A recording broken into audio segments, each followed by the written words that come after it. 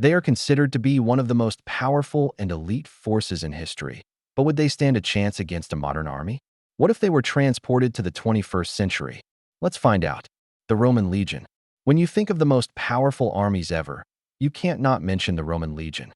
They ruled Europe for nearly 200 years and were known to be unbeatable. The Romans had discipline down to an exact science. Military service was mandatory for all Roman males over the age of 18. At their peak, Rome could field an army of 450,000 men, all of which were trained soldiers. Their legions would typically consist of 5,000 men broken down into 10 cohorts of 500 men each. Each cohort was then broken down into 6 centuries of 80 men each. The legion also included cavalry archers, engineers, medical staff, scouts, and even military police. In total, there were 33 different ranks in the Roman military, with each rank having its own distinct job. If that wasn't enough, the Romans didn't just have one type of soldier, they actually had 8 different types of soldiers that would be deployed based on the situation. There was the hastati, the first line of defense. They were young, eager, and expendable. The principes, these guys were experienced foot soldiers that formed the second line of defense. The triarii were older, more experienced, and slower soldiers who only attacked when necessary. These were your typical heavy infantry. But Rome also had velites, light infantry that acted as skirmishers. They would throw javelins from afar before retreating back behind the front line. Next we have the equites, Rome's cavalry. These guys were equipped with swords, javelins, and a shield. And just like the infantry, they too were broken down into 3 categories based on experience. Then there were the classis, the Roman navy. They operated triremes, which were massive war galleys that could reach speeds of up to 25 miles per hour. The Romans also utilized auxiliary troops, which were non-Roman soldiers that came from the many provinces of the empire. These guys were usually used to fill in the gaps in the army. As Rome expanded throughout Europe, it became harder and harder to find new soldiers. So instead, Rome started conquering nations simply for the manpower. Finally, we have the undisputed strongest soldiers of the Roman army, the Praetorian Guard. These guys were handpicked by the emperor himself and served as his personal guard. In exchange for their loyalty, they were promised great wealth, land, and power. This created an elite fighting force that was deadly and fearless. They were often given special armor, weapons, and training. While other soldiers might use the gladius as their primary weapon, the Praetorians were issued the much deadlier sicca. It was a curved dagger that could easily slice through flesh. In fact, some historians say that this very sword was the inspiration for the iconic lightsaber in Star Wars. Their tactics and strategies were equally impressive. The Roman military was one of the first to utilize combined arms tactics, which allowed them to effectively deploy all of their troops at once.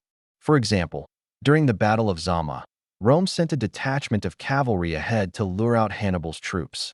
Once the Carthaginians left their camp, the Romans immediately set up camp around them. The next morning, Rome sent out 2 legions to attack Hannibal's forces from the front and flank. They also sent out 5 additional legions to encircle the Carthaginians. At the same time, another detachment of cavalry arrived and cut off their water supply. By the end of the battle, 20,000 Carthaginians were dead along with 10,000 wounded. Of the 2,700 Roman soldiers that were involved in the battle, only 1,500 were wounded. But would they win against a modern army? Unfortunately, probably not. Sure, they may be able to defeat small groups of modern soldiers, but they wouldn't stand a chance against the full force of a modern army. To start, the Roman military relied heavily on brute force and overwhelming numbers. They didn't have any fancy technology or equipment to help them out on the battlefield. They also lacked the medical knowledge to properly treat their wounded, which led to many unnecessary deaths. During the Punic Wars, Rome faced off against Carthage and their brilliant general, Hannibal Barca. Despite being outnumbered 2-1, Hannibal still managed to defeat Rome several times. However, he eventually lost because Rome kept sending in fresh troops while Carthage's army slowly dwindled. If Rome had lost the battle, Carthage might have taken over the Mediterranean and changed history forever. In fact, this very scenario was played out in a computer simulation where Carthage won the battle. This resulted in a complete rewrite of history, with Carthage becoming the dominant force in the Mediterranean rather than Rome.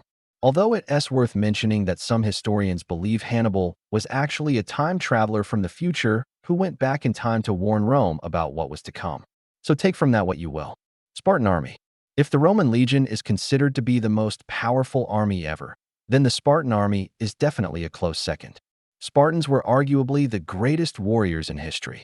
Starting at the age of 7, Spartan boys were removed from their homes and forced to live together in a military camp. They were taught how to fight, read, write, count, and strategize. All of this was done in order to turn these boys into the perfect soldier. By the time they reached adulthood, they were well versed in every aspect of warfare. And although they were smaller than their enemies, they were unmatched in combat. Sparta boasted an elite force of 15,000 men known as the Spartiates. These were your typical hoplites, heavily armored infantrymen who fought in tight formations and used long spears to pierce their enemies. However, Sparta also had the perioikoi, non-citizens that provided Sparta with vital services such as farming.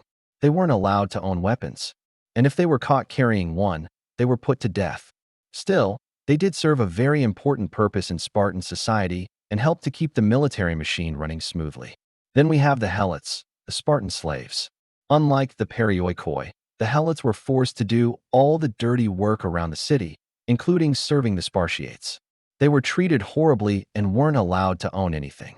Some historians estimate that there were as many as 200,000 helots in Sparta, meaning that for every one Spartiate, there were 13 helots.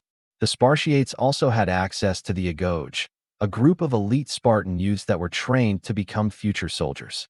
It was here that boys were taught the ways of Sparta. At the age of 7, they would leave their homes and live among their peers.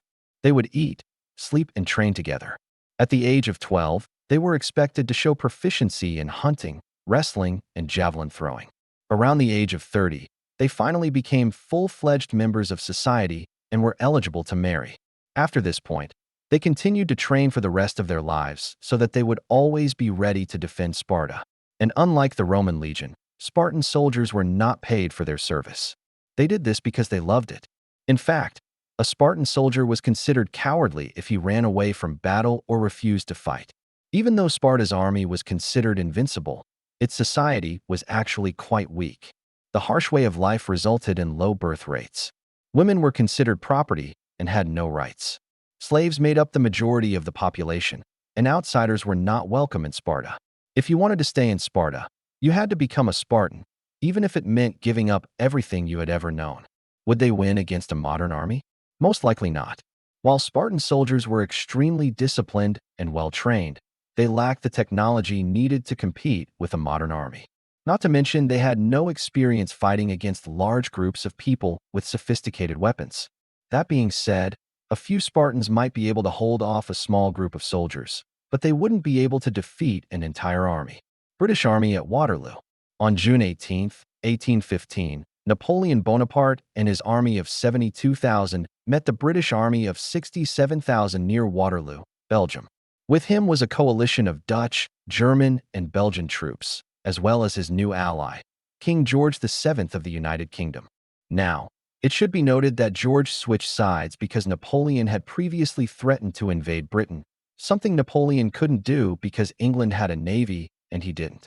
Still, the Duke of Wellington, who commanded the British, knew Napoleon's army better than anyone. He studied them for weeks and knew exactly how to beat them. His strategy was simple: let Napoleon exhaust himself trying to break through the center of the British line. In the meantime, the British would hold their ground and wait for reinforcements.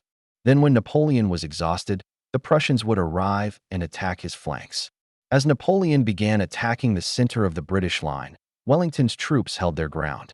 Even when Napoleon sent wave after wave of attack, the British never faltered. Meanwhile, the Prussians were arriving.